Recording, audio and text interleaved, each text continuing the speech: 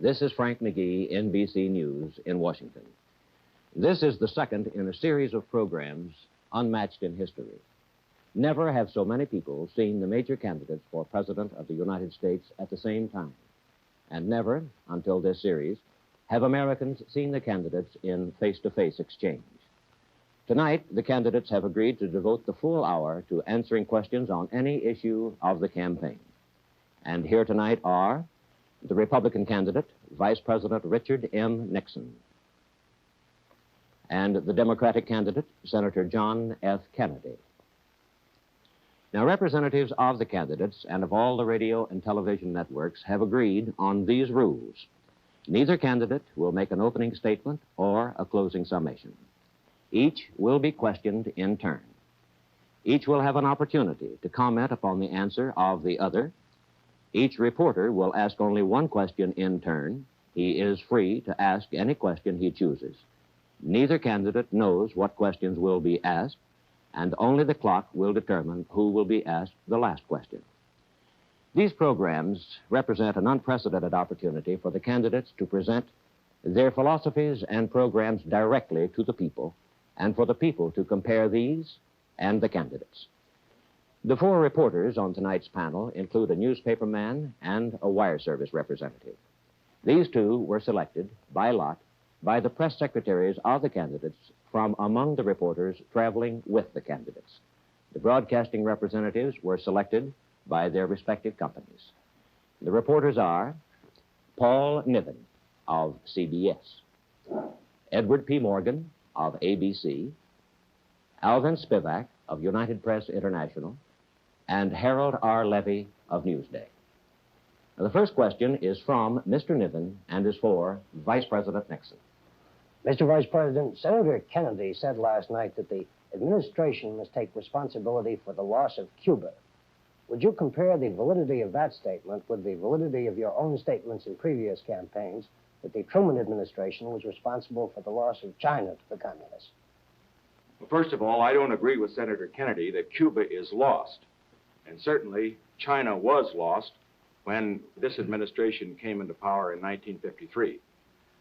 As I look at Cuba today, I believe that we are following the right course, a course which is difficult, but a course which, under the circumstances, the only proper one, which will see that the Cuban people get a chance to realize their aspirations of progress through freedom, and that they get that with our cooperation with the other of the states in the Organization of American States.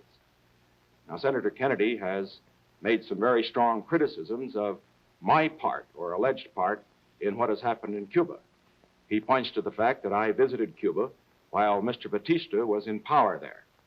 I can only point out that if we are going to judge the administrations in terms of our attitude toward dictators, we're glad to have a comparison with the previous administration. There were 11 dictators in South America and in Central America when we came in 1953. Today, there are only 3 left, including the one in Cuba. We think that's pretty good progress. Senator Kennedy also indicated with regard to Cuba that he thought that I had made a mistake when I was in Cuba in not calling for free elections in that country. Now, I'm very surprised that Senator Kennedy, who is on the Foreign Relations Committee, would have made such a statement of this kind. As a matter of fact, in his book, The Strategy for Peace, he took the right position. And that position is that the United States has a treaty with all of the Organization of American States, which prohibits us from interfering in the internal affairs of any other state and prohibits them as well. For me to have made such a statement would have been in direct opposition to that treaty. Now, with regard to Cuba, let me make one thing very clear. There isn't any question but that we will defend our rights there. There isn't any question but that we will defend Guantanamo if it's attacked. There also isn't any question but that the free people of Cuba, the people who want to be free, are going to be supported and that they will attain their freedom. No, Cuba is not lost. And I don't think this kind of defeatist talk by Senator Kennedy helps the situation one bit. Senator Kennedy, would you care to comment? In the first place, I never suggested that Cuba was lost, except for the president. In my speech last night, I indicated that I thought that Cuba one day again would be free. Where I've been critical of the administration's policy and where I criticized Mr. Nixon was because in his press conference in Havana in 1955, he praised the competence and stability of the Batista dictatorship. That dictatorship had killed over 20,000 Cubans in 7 years. Secondly, I did not criticize him for not calling for free elections. What I criticized was the failure of the administration to use its great influence to persuade the Cuban government to hold free elections, particularly in 1957 and 1958. Thirdly, Arthur Gardner, a Republican ambassador, Earl Smith, a Republican ambassador in succession, both have indicated in the past 6 weeks that they reported to Washington that Castro was a Marxist, that Raul Castro was a communist, and that they got no effective results. Instead, our aid continued to Batista, which was ineffective. We never were on the side of freedom. We never used our influence when we could have used it most effectively. And today, Cuba is lost for freedom. I hope someday it will rise. But I don't think it will rise if we continue the same policies towards Cuba that we did in recent years, and in fact towards all of Latin America, when we've almost ignored the needs of Latin America. We've beamed not a single Voice of America program in Spanish to all of Latin America in the last 8 years, except for the 3 months of the Hungarian Revolution. Mr. Morgan with a question for Senator Kennedy. Senator, last May in Oregon, you discussed the possibilities of sending apologies or regrets to Khrushchev over the U-2 incident. Do you think now that that would have done any good? Did you think so then?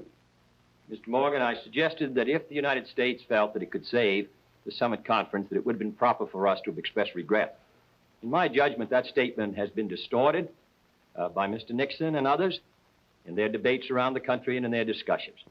Mr. Lodge on Meet the Press a month ago said if there was ever a case when we did not have law on our side, it was in the U-2 incident. The U-2 flights were proper from the point of view of protecting our security, but they were not in accordance with international law. And I said that I felt that rather than tell the lie which we told, rather than indicate that the flights would continue, in fact, I believe Mr. Nixon himself said on May 15th that the flights would continue, even though Mr. Herter testified before the Senate Foreign Relations Committee that they had been canceled as of May 12th, that it would have been far better that if we had expressed regrets, if that would have saved the summit, and if the summit is useful, and I believe it is. The point that is always left out is the fact that we expressed regrets to Castro this winter, that we expressed regrets to the Eisenhower administration, expressed regrets for a flight over southern Russia in 1958. We expressed regrets for a flight over eastern Germany under this administration. The Soviet Union in 1955 expressed regrets to us over the Bering Sea incident. The Chinese communists expressed regrets to us over a plane incident in 1956. That is the accepted procedure between nations. And my judgment is that we should follow the advice of Theodore Roosevelt. Be strong, maintain a strong position, but also speak softly. I believe that in those cases where international custom calls for the expression of a regret, if that would have kept the summit going, in my judgment, it was a proper action. It's not appeasement. It's not soft. I believe we should be stronger than we now are.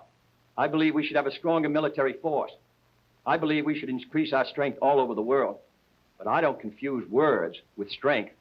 And in my judgment, if the summit was useful, if it would have brought us closer to peace, that rather than the lie that we told, which has been criticized by all responsible people afterward, it would have been far better for us to follow the common diplomatic procedure of expressing regrets and then try to move on. Mr. Vice President. I think Senator Kennedy is wrong on 3 counts. First of all, he's wrong in thinking, or even suggesting, that Mr. Khrushchev might have continued the conference if we had expressed regrets. He knew these flights were going on long before, and that wasn't the reason that he broke up the conference. Second, he's wrong in the analogies that he makes. The United States is a strong country. Whenever we do anything that's wrong, we can express regrets. But when the President of the United States is doing something that's right, something that is for the purpose of defending the security of this country against surprise attack, he can never express regrets or apologize to anybody, including Mr. Khrushchev. Now, in that connection, Senator Kennedy has criticized the President on the ground not only of not expressing regrets, but because he allowed this flight to take place while the summit conference, or immediately before the summit conference occurred.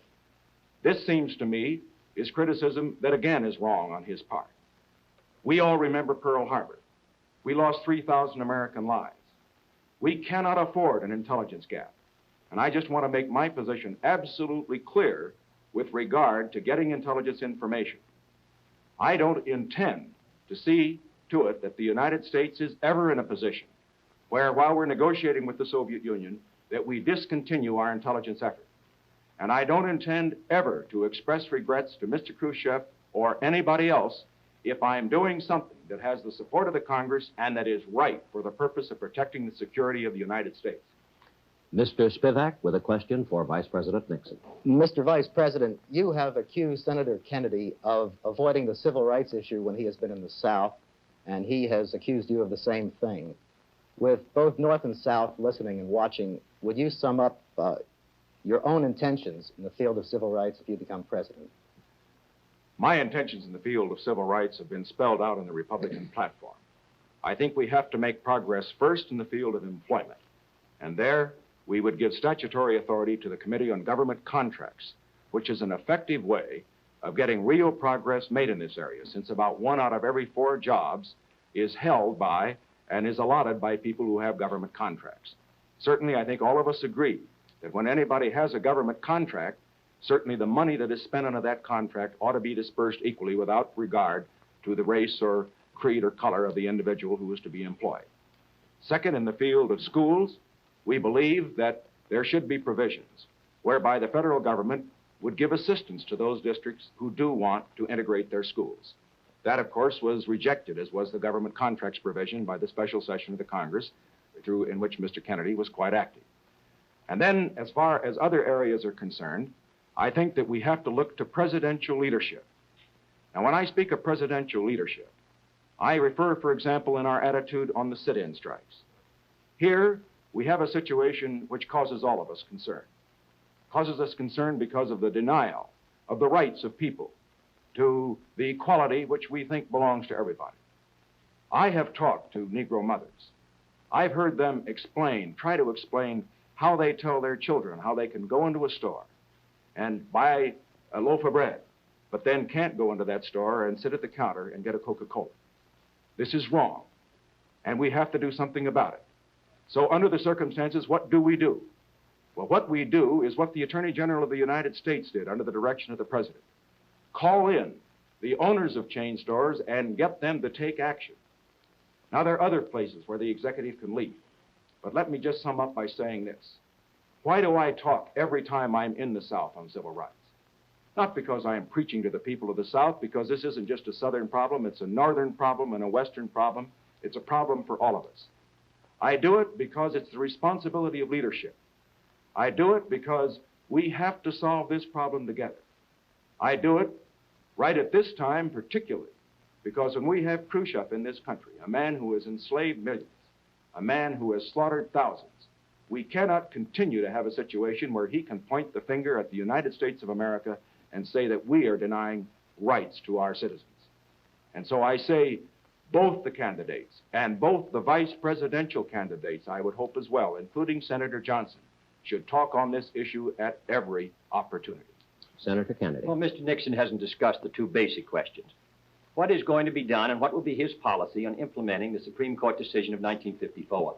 Giving aid to schools technically that are trying to carry out the decision is not the great question. Secondly, what's he going to do to provide fair employment? He's been the head of the Committee on Government Contracts. It's carried out 2 cases, both in the District of Columbia. He has not indicated his support of an attempt to provide fair employment practices around the country so that everyone can get a job regardless of their race or color. Nor has he indicated that he will support Title III, which would give the Attorney General additional powers to protect constitutional rights. These are the great questions. Equality of education in school. About 2% of our population of white people is illiterate, 10% of our colored population. 60 to 70% of our colored children do not finish high school. These are the questions in these areas that the North and the South, East and West are entitled to know. What will be the leadership of the President in these areas to provide equality of opportunity for employment?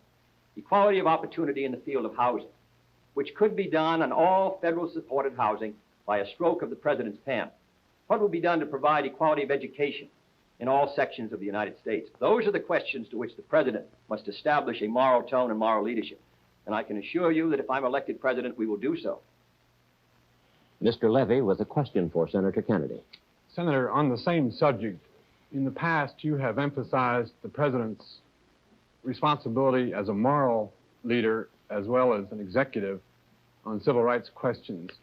What specifically might the next president do in the event of an occurrence such as Little Rock or the lunch counter sit-ins? Well, let me say that I think the president operates in a number of different areas. First, as a legislative leader. And as I just said, I believe that the passage of the so-called Title III, which gives the Attorney General the power to protect constitutional rights in those cases where it's not possible for the person involved to bring the suit. Secondly, as an executive leader, there have been only 6 cases brought by this Attorney General under the voting bill passed in 1957 and the voting bill passed in 1960. The right to vote is basic. I do not believe that this administration has implemented those bills which represent the will of the majority of the Congress on 2 occasions with vigor. Thirdly, I don't believe that the Government Contracts Division has operated with vigor. Everyone who does business with the government should have the opportunity to make sure that they do not practice discrimination in their hiring, and that's in all sections of the United States. And then, fourthly, as a moral leader, there is a very strong moral basis for this concept of equality before the law. Not only equality before the law, but also equality of opportunity. We are in a very difficult time. We need all the talent we can get. We sit on a conspicuous stage. We are a goldfish bowl before the world. We have to practice what we preach. We set a very high standard for ourselves. The communists do not. They set a low standard of materialism. We preach in the Declaration of Independence and in the Constitution. In the statement of our greatest leaders, we preached very high standards. And if we're not going to be charged before the world with hypocrisy, we have to meet those standards. I believe the President of the United States should indicate them. Now, lastly, I believe in the case of Little Rock. I would have hoped that the President of the United States would have been possible for him to indicate it clearly that the Supreme Court decision was going to be carried out. I would have hoped that it would have been possible to use marshals to do so. But evidently, under the handling of the case, it was not. I would hope an incident like that would not happen. I think if the President is responsible, if he consults with those involved, if he makes it clear that the Supreme Court decision is going to be carried out in a way that the Supreme Court planned with deliberate speed, then in my judgment, providing he's behind action, I believe we can make progress. Now, the present administration, the President has said, never indicated what he thought of the 1954 decision. Unless the President speaks, then, of course, the country doesn't speak. And Franklin Roosevelt said, the presidency of the United States is above all a place of moral leadership. And I believe on this great moral issue, he should speak out and give his views clearly. Mr. Vice President. Senator Kennedy has expressed some high hopes in this field, hopes which I think all Americans would share who want some progress in this area. But let's look at the performance. When he selected his vice presidential running mate, he selected a man who had voted against most of these proposals and a man who opposes them at the present time. Let me look also at what I did. I selected a man who stands with me in this field and who will talk with me and work with me on it. Now, the senator referred to the Committee on Government Contracts, and yet that very committee of which I am chairman has been handicapped by the fact that we have not had adequate funds, we have not had adequate powers, we haven't had an adequate staff. Now, in the special session of Congress, and also in the session that preceded it, the Democratic Congress, in which there's a 2-to-1 Democratic majority, was asked by the President to give us the funds and give us the power to do a job. And they did nothing at all.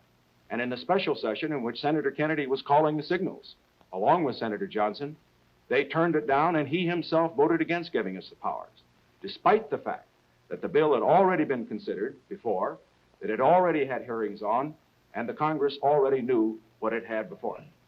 All that I can say is this: what we need here are not just high hopes. What we need is action.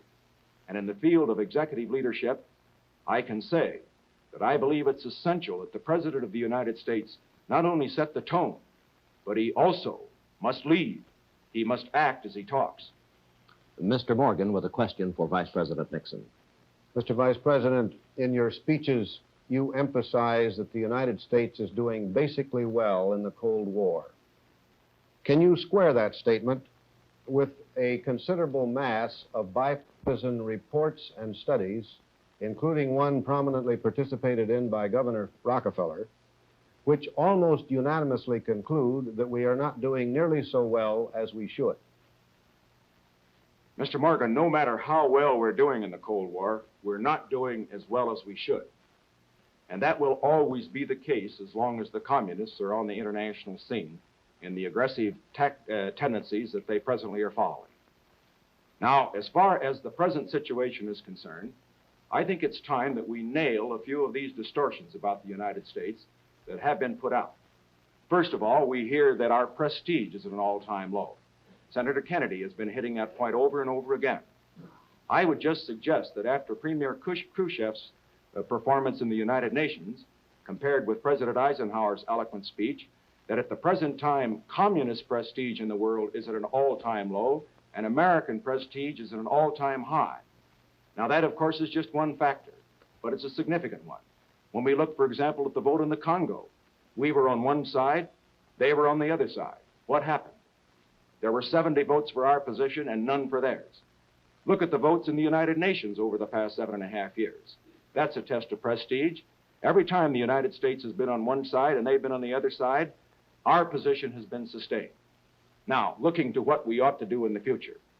In this Cold War, we have to recognize where it is being fought, and then we have to develop programs to deal with it. It's being fought primarily in Asia, in Africa, and in Latin America. What do we need? What tools do we need to fight it? Well, we need, for example, economic assistance.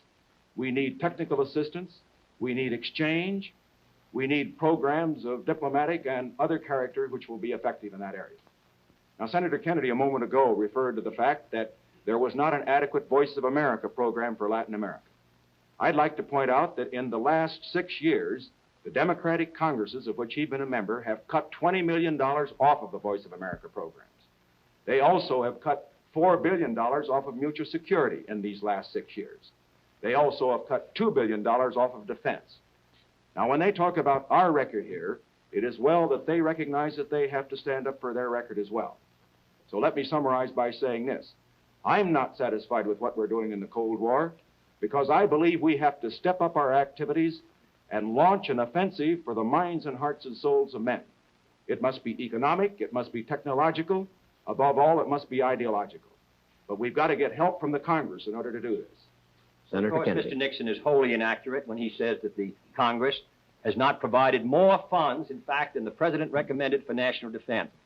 1953, we tried to put an appropriation of $5 billion for our defenses. I was responsible for the amendment with Senator Monroney in 1954 to strengthen our ground forces. The Congress of the United States appropriated $677 million more than the President was willing to use up till a week ago. Secondly, on the question of our position in the United Nations, we all know about the vote held this week of the 5 neutralists, and it was generally regarded as a defeat for the United States. Thirdly, in 1952, there were only 7 votes in favor of the admission of Red China into the United Nations. Last year, there were 29. And tomorrow, when the preliminary vote is held, you will see a strengthening of that position or very closely to it. We have not maintained our position and our prestige. A Gallup poll taken in February of this year, asking in 8 out of 9 countries, they asked the people, who do they think would be ahead by 1970, militarily and scientifically? And a majority in 8 of the 9 countries said the Soviet Union would by 1970. Governor Rockefeller has been far more critical in June of our position in the world than I have been.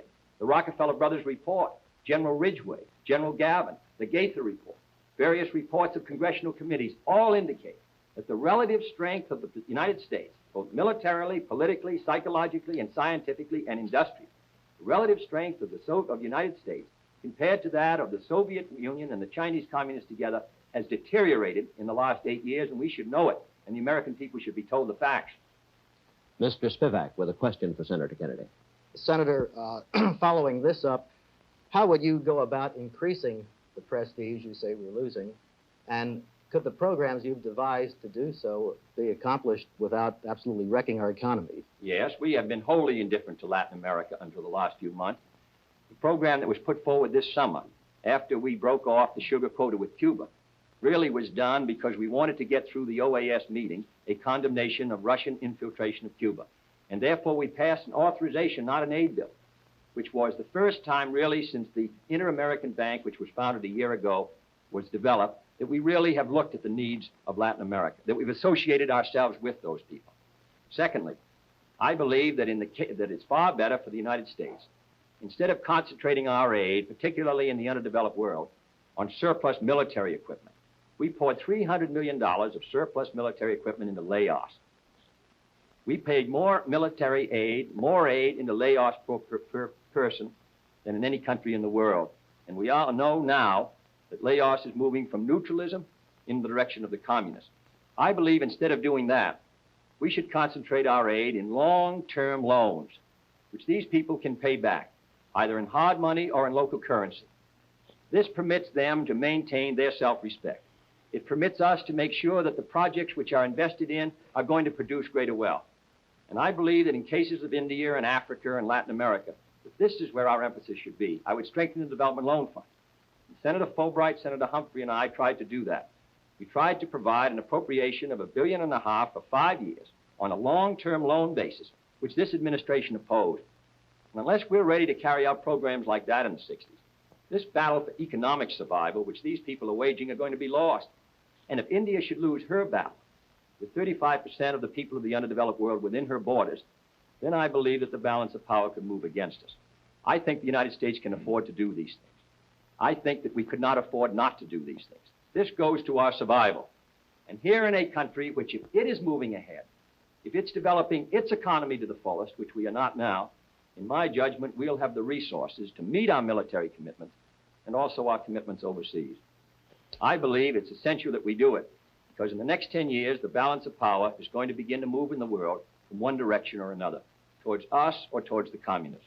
And unless we begin to identify ourselves not only with the anti-communist fight, but also with the fight against poverty and hunger, these people are going to begin to turn to the communists as an example. I believe we can do it.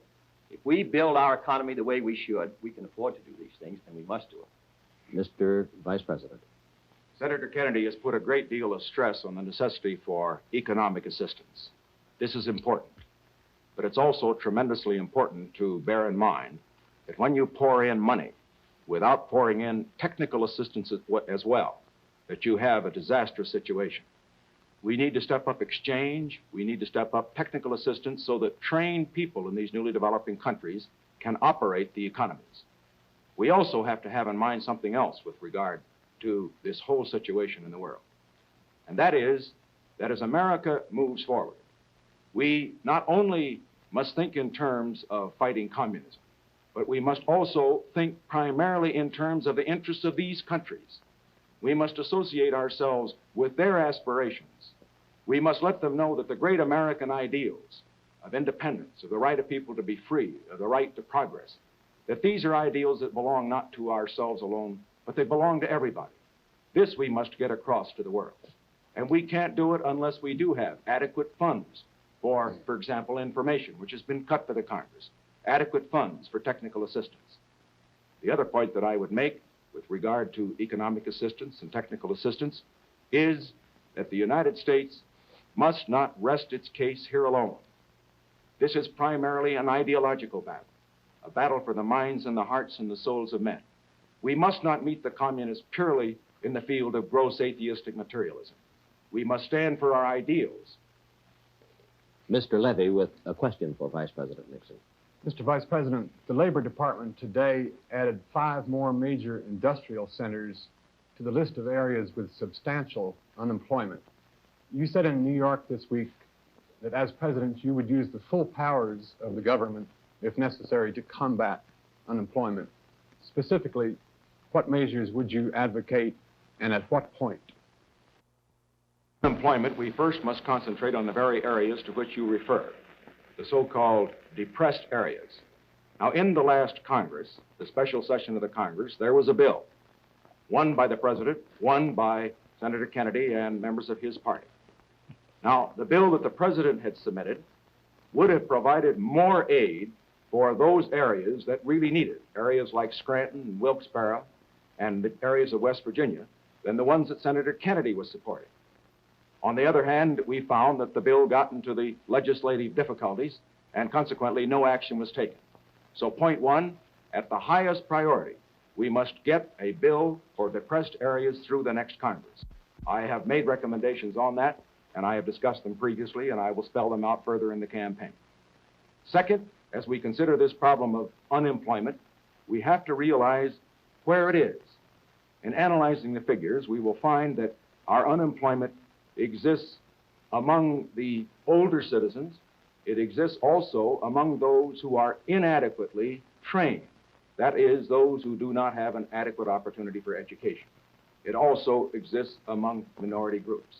If we're going to combat unemployment, then, we have to do a better job in these areas. That's why I have a program for education, a program in the case of equal job opportunities, and one that would also deal with our older citizens. Now, finally, with regard to the whole problem of combating recession, as you call it, we must use the full resources of the government in these respects. One, we must see to it that credit is expanded as we go into any recessionary period. And understand, I do not believe we're going into a recession. I believe this economy is sound and that we're going to move up. But second, in addition to that, if we do get into a recessionary period, we should move on that part of the economy which is represented by the private sector. And I mean stimulate that part of the economy that can create jobs, the private sector of the economy. This means through tax reform and, if necessary, tax cuts that will stimulate more jobs. I favor that rather than massive federal spending programs which will come into effect usually long after you pass through the recessionary period. So we must use all of these weapons for the purpose of combating recession if it should come, but I do not expect it to come. Senator Kennedy. Well, Mr. Nixon has stated the record inaccurately in regard to the depressed area bill. I'm very familiar with it. It came out of the committee of which I was the chairman, the Labor Subcommittee in '55. I was the floor manager. We've passed an area redevelopment bill far more effective than the bill the administration suggested on 2 occasions, and the president vetoed it both times. We passed a bill again this year in the Senate, and it died in the Rules Committee of the House of Representatives. Let me make it very clear that the bill that Mr. Nixon talked about did not mention Wilkesboro or Scranton. It did not mention West Virginia. Our bill was far more effective. The bill introduced and sponsored by Senator Douglas was far more effective in trying to stimulate the economy of those areas. Secondly, he has mentioned the problem of our older citizens. I cannot still understand why this administration and Mr. Nixon opposed putting medical care for the aged under Social Security to give them some security. Third, I believe we should step up the use of our surplus foods in these areas until we're able to get the people back at work. 5 cents a day is what the food package averages per person. Fourthly, I believe we should stimulate the economy. I believe we should not carry out a hard money, high interest rate policy, which helped intensify certainly the recession of 1958, and I think helped bring to the slowdown of 1960. If we move into a recession in '61, then I would agree that we have to put more money into the economy, and it can be done by either one of the 2 methods discussed. One is by programs such as aid to education. The other would be to make a judgment on what's the most effective tax program to stimulate our economy. Mr. Niven with a question for Senator Kennedy. Senator, while the main theme of your campaign has been this decline of American power and prestige in the last 8 years, you've hardly criticized President Eisenhower at all. And in a speech last weekend, you said you had no quarrel with the president. Now, isn't Mr. Eisenhower and not Mr. Nixon responsible for any such decline? Well, I understood that this was the Eisenhower-Nixon administration, according to all the Republican propaganda that I've read. The question is what we're going to do in the future. I've been critical of this administration, and I've been critical of the president. In fact, Mr. Nixon discussed that a week ago in a speech. I believe that our power and prestige in the last 8 years has declined. Now, what is the issue is what we're going to do in the future. Now, that's an issue between Mr. Nixon and myself. He feels that we're moving ahead we're not going into a recession in this country economically. He feels that our power and prestige is stronger than it ever was relative to that of the communists, that we're moving ahead. I disagree. And I believe the American people have to make the choice on November 8th between the view of whether we have to move ahead faster, whether what we're doing now is not satisfactory, whether we have to build greater strength at home and abroad, and Mr. Nixon's view. That's the great issue. President Eisenhower moves from the scene on January 20th, and the next 4 years are the critical years. And that's the debate. That's the argument between Mr. Nixon and myself. And on that issue, the American people have to make their judgment. And I think it's an important judgment. I think in many ways this election is more important than any since 1932, or certainly almost any in this century, because we disagree very fundamentally on the position of the United States. And if his view prevails, then I think that's going to bring an important result to this country in the 60s. If our view prevails that we have to do more, that we have to make a greater national and international effort, that we have lost prestige in Latin America. The president of Brazil, the new incumbent, running for office, called on Castro during his campaign because he thought it was important to get the votes of those who were supporting Castro in Latin America. In Africa, the United States has ignored Africa. We gave more scholarships to the Congo this summer we offered them than we'd given to all of Africa the year before. Less than 200 for all the countries of Africa, and they need trained leadership more than anything. We've been having a very clear decision in the last 8 years. Mr. Nixon has been part of that administration. He's had experience in it. And I believe this administration has not met its responsibilities in the last 8 years, that our power relative to that of the communists is declining, that we're facing a very hazardous time in the 60s. And unless the United States begin to move here, unless we start to go ahead, I don't believe that we're going to meet our responsibility to our own people or to the cause of freedom. I think the choice is clear, and it involves the future. Mr. Vice President. First of all, I think Senator Kennedy should make up his mind with regard to my responsibility. In our first debate, he indicated that I had not had experience, or at least had not participated significantly in the making of the decisions. I'm glad to hear tonight that he does suggest that I have had some experience. Let me make my position clear. I have participated in the discussions leading to decisions in this administration. I am proud of the record of this administration. I don't stand on it because it isn't something to stand on, but something to build on. Now, looking at Senator Kennedy's credentials, he is suggesting that he will move America faster and further than I will. But what does he offer? He offers retreads of programs that failed. I submit to you that as you look at his program, for example, with regard to the Federal Reserve and free money or loose money, low interest rates, his program in the economic field generally are the programs that were adopted and tried during the Truman administration. And when we compare the economic progress of this country in the Truman administration with that of the Eisenhower administration, we find that in every index there has been a great deal more performance and more progress in this administration than in that one. I say the programs and the leadership that failed then is not the program and the leadership that America needs now. I say that the American people don't want to go back to those policies. And incidentally, if Senator Kennedy disagrees, he should indicate where he believes those policies are different from those he's advocating today. Mr. Spivak with a question for Vice President Nixon. Mr. Vice President, according to news dispatches, Soviet Premier Khrushchev said today that Prime Minister Macmillan had assured him that there would be a summit conference next year after the presidential elections. Have you given any cause for such assurance, and do you consider it desirable or even possible that there would be a summit conference next year if Mr. Khrushchev persists in the conditions he's laid down? No, of course, I haven't talked to Prime Minister Macmillan. It would not be appropriate for me to do so. The president is still going to be president for the next 4 months. And he, of course, is the only one who could commit this country in this period. As far as a summit conference is concerned, I want to make my position absolutely clear. I would be willing as president to meet with Mr. Khrushchev or any other world leader if it would serve the cause of peace. I would not be willing to meet with him, however, unless there were preparations for that conference which would give us some reasonable certainty that you were going to have some success. We must not build up the hopes of the world and then dash them, as was the case in Paris. There, Mr. Khrushchev came to that conference determined to break it up. He was going to break it up because he knew that he wasn't going to get his way on Berlin and on the other key matters with which he was concerned at the Paris conference. Now, if we're going to have another summit conference, there must be negotiations at the diplomatic level, the ambassadors, the secretaries of state, and others at that level, prior to that time, which will delineate the issues and which will prepare the way for the heads of state to meet and make some progress. Otherwise, if we find the heads of state meeting and not making progress, we will find that the cause of peace will have been hurt rather than helped.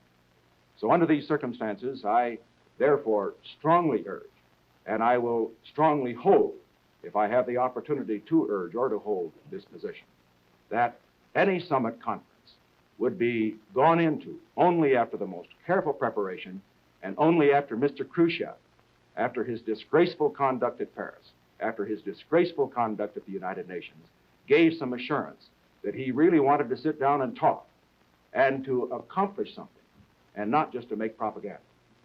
Senator Kennedy. I have no disagreement with the Vice President's position on that. My view is the same as his. Let me say there is only one point I would add. Before we go into the summit, before we ever meet again, I think it's important that the United States build its strength, that it build its military strength, as well as its own economic strength. If we negotiate from a position where the power balance or wave is moving away from us, it's extremely difficult to reach a successful decision on Berlin, as well as the other questions. Now, the next President of the United States in his first year is going to be confronted with a very serious question on our defense of Berlin, our commitment to Berlin. It's going to be a test of our nerve and will. It's going to be a test of our strength. And because we're going to move in 61 and 2, partly because we have not maintained our strength with sufficient vigor in the last years, I believe that before we meet that crisis, that the next President of the United States should send a message to Congress asking for a revitalization of our military strength. Because come spring or late in the winter, we're going to be face to face with the most serious Berlin crisis since 1949 or 50. On the question of the summit, I agree with the position of Mr. Nixon. I would not meet Mr. Khrushchev unless there were some agreements at the secondary level, foreign ministers or ambassadors, which would indicate that the meeting would have some hope of success or a useful exchange of ideas. Mr. Levy with a question for Senator Kennedy.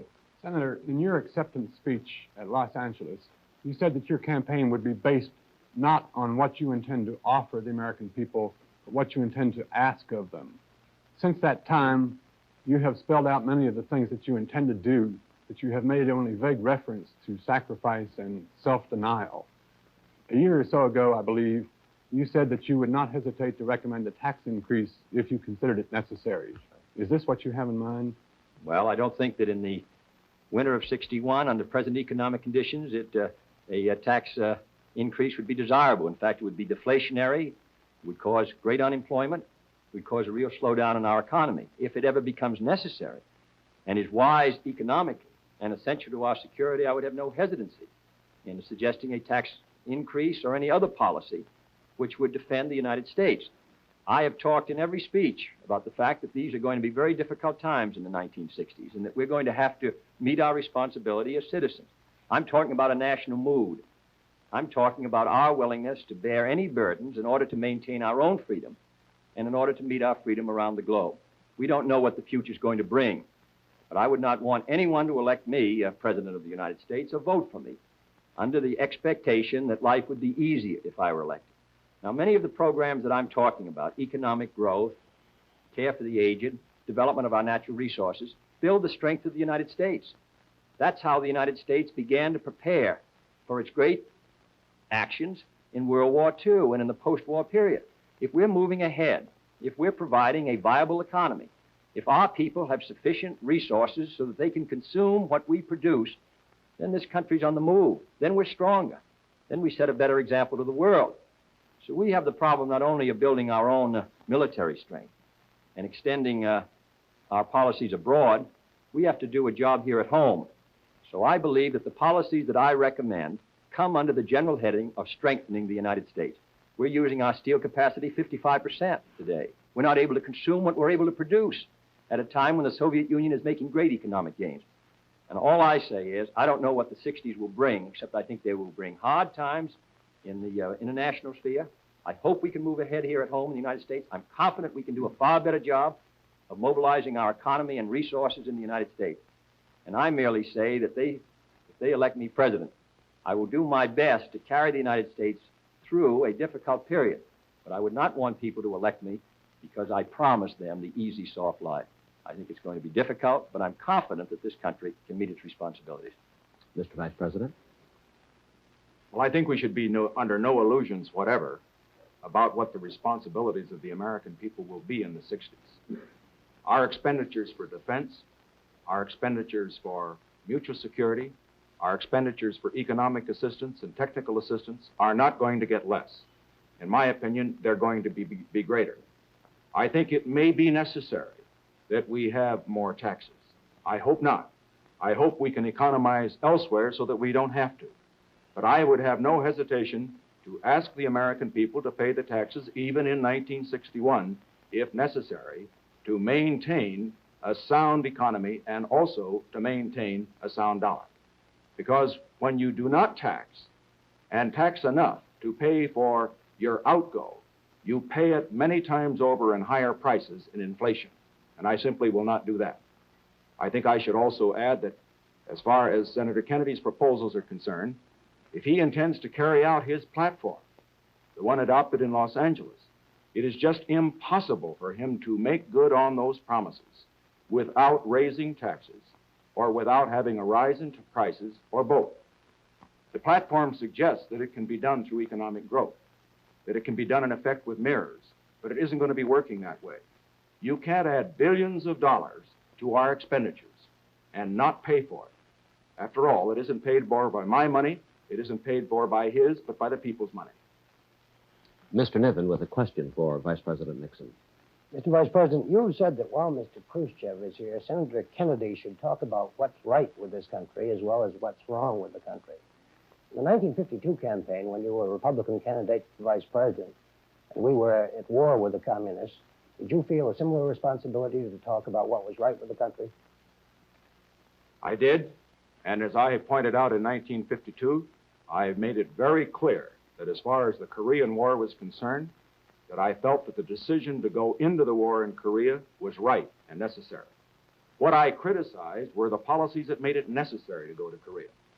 Now, incidentally, I should point out here that Senator Kennedy has attacked our foreign policy. He said that it's been a policy that has led to defeat and retreat. And I'd like to know, where have we been defeated and where have we retreated? In the Truman administration, 600 million people went behind the Iron Curtain, including the satellite countries of Eastern Europe and communist China. In this administration, we've stopped them at Quemoy and Matsu, we've stopped them in Indochina, we've stopped them in Lebanon, we've stopped them in other parts of the world. I would also like to point out that as far as Senator Kennedy's comments are concerned, I think he has a perfect right and a responsibility to criticize this administration whenever he thinks we're wrong. But he has a responsibility to be accurate and not to misstate the case. I don't think he should say that our prestige is at an all-time low. I think this is very harmful at a time Mr. Khrushchev is here, harmful because it's wrong. I don't think it was helpful when he suggested, and I'm glad he's corrected this to an extent, that 17 million people go to bed hungry every night in the United States. Now, this just wasn't true. Now, there are people who go to bed hungry in the United States, far less, incidentally, than used to go to bed hungry when we came into power at the end of the Truman administration. But the thing that is right about the United States that should be emphasized is that less people go to bed hungry in the United States than in any major country in the world. We're the best fed, we're the best clothed, with a better distribution of this world's goods to all of our people than any people in history. Now, in pointing out the things that are wrong, I think we ought to emphasize America's strengths. It isn't necessary to run America down in order to build her up. Now, just so we get it absolutely clear, Senator Kennedy must, as a candidate, as a candidate in 52, criticize us when we're wrong.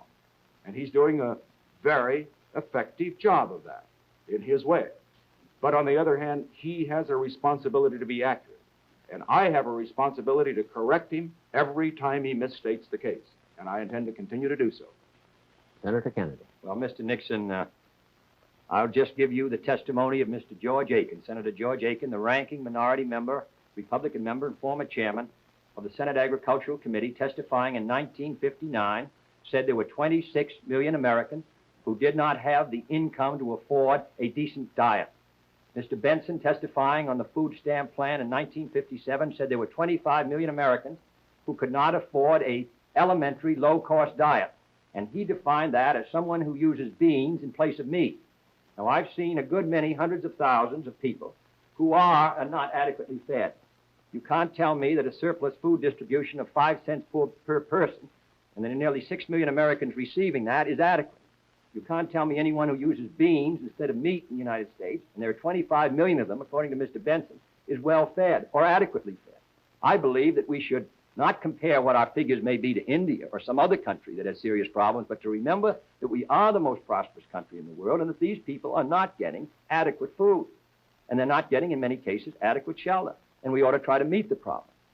Secondly, Mr. Nixon has continued to state, and he stated it last week, these fantastic figures of what the Democratic budget platform would cost. They're wholly inaccurate. I said last week I believed in a balanced budget. Unless there was a severe recession, and after all, the worst unbalanced budget in history was in 1958 $12 billion, larger than in any administration in the history of the United States. So that I believe that on this subject, we can balance the budget unless we have a national emergency or unless we have a severe recession. Mr. Morgan with a question for Senator Kennedy. Senator, Saturday on television, you said that you had always thought that Quemoy and Matsu were unwise places to draw our defense line in the Far East. Would you comment further on that and also address to this question, couldn't a pullback from those islands be interpreted as appeasement? Well, the United States has on occasion attempted, mostly in the middle 50s, to persuade Chiang Kai-shek to pull his troops back to Formosa. I believe strongly in the defense of Formosa. These islands are a few miles, 5 or 6 miles off the coast of Red China within a general harbor area and more than 100 miles from Formosa. We have never said flatly that we will defend Quemoy and Matsu if it's attacked. We say we will defend it if it's part of a general attack on Formosa, but it's extremely difficult to make that judgment. Now, Mr. Herter, in 1958, when he was Under Secretary of State, said they were strategically undefensible.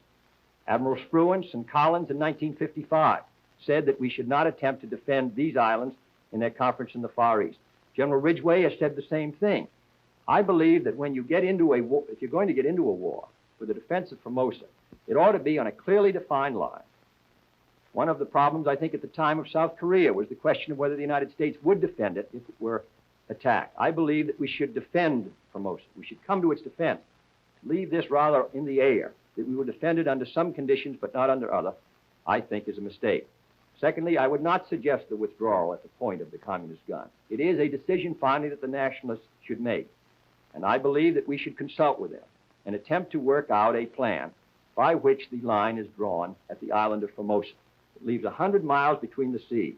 But with General Ridgway, Mr. Herter, General Collins, Admiral Spruance, and many others, I think it's unwise to take the chance of being dragged into a war which may lead to a world war over two islands which are not strategically defensible, which are not, according to their testimony, essential to the defense of Formosa. I think that we should protect our commitment. I believe strongly we should do so in Berlin. I believe strongly we should do so in Formosa. And I believe we should meet our commitments to every country whose security we've guaranteed. But I do not believe that that line, in case of a war, should be drawn on those islands, but instead on the island of Formosa. And as long as they are not essential to the defense of Formosa, it's been my judgment ever since 1954, at the time of the Eisenhower Doctrine for the Far East, that our line should be drawn in the sea around the island itself. Mr. Vice President. I disagree completely with Senator Kennedy on this point. I remember in the period immediately before the Korean War, South Korea was supposed to be indefensible as well. Generals testified to that. And Secretary Atchison made a very famous speech at the press club early in the year that Korean War started, indicating in effect that South Korea was beyond the defense zone of the United States. I suppose it was hoped when he made that speech that we wouldn't get into a war, but it didn't mean that. We had to go in when they came in. Now, I think as far as Quemoy and Matsu are concerned, that the question is not these two little pieces of real estate. They are unimportant. It isn't the few people who live on them. They are not too important. It's the principle involved. These two islands are in the area of freedom. The nationalists have these two islands. We should not force our nationalist allies to get off of them and give them to the communists. If we do that, we start a chain reaction, because the communists aren't after Quemoy and Matsu. They're after Formosa. In my opinion, this is the same kind of woolly thinking that led to disaster for America and Korea. I'm against it. I would never tolerate it as President of the United States, and I will hope that Senator Kennedy will change his mind if he should be elected. Gentlemen, we have approximately 4 minutes remaining. May I ask you to make your questions and answers as brief as possible, consistent with clarity.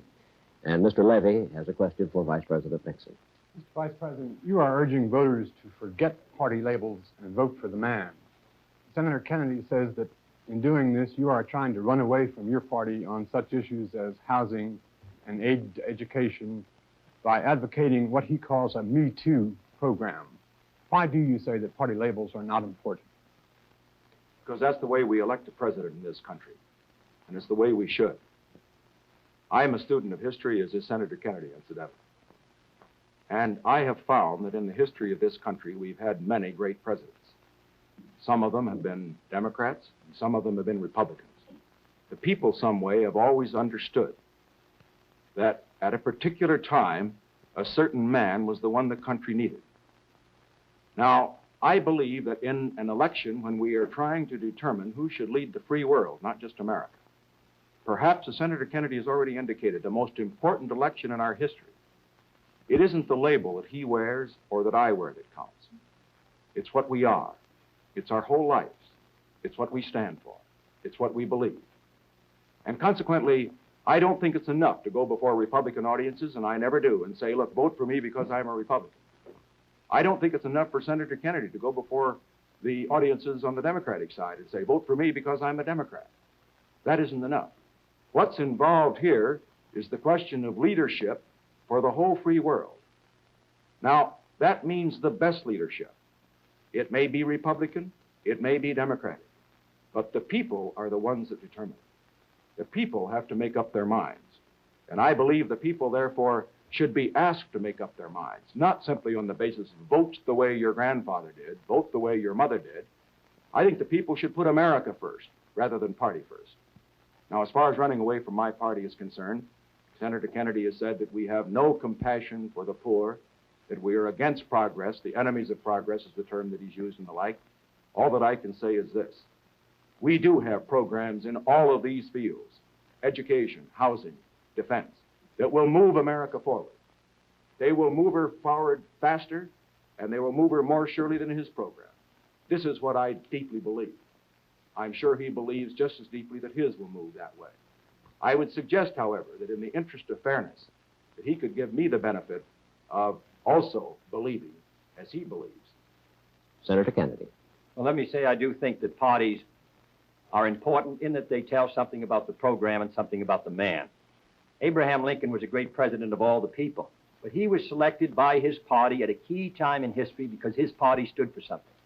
The Democratic Party in this century has stood for something. It has stood for progress. It has stood for concern for the people's welfare.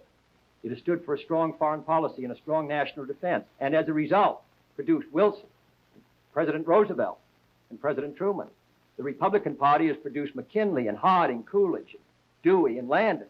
They do stand for something. They stand for a whole different approach to the problems facing this country at home and abroad. That's the importance of party, only if it tells something about the record. And the Republicans in recent years, not only in the last 25 years, but in the last 8 years, have opposed housing, opposed care for the aged, opposed federal aid to education, opposed minimum wage. And I think that record tells something. Thank you, gentlemen. Neither the questions from the reporters nor the answers you heard from Senator John Kennedy or Vice President Richard Nixon were rehearsed. By agreement, neither candidate made an opening statement or a closing summation. They further agreed that the clock alone would decide who would speak last, and each has asked me to express his thanks to the networks and their affiliated stations.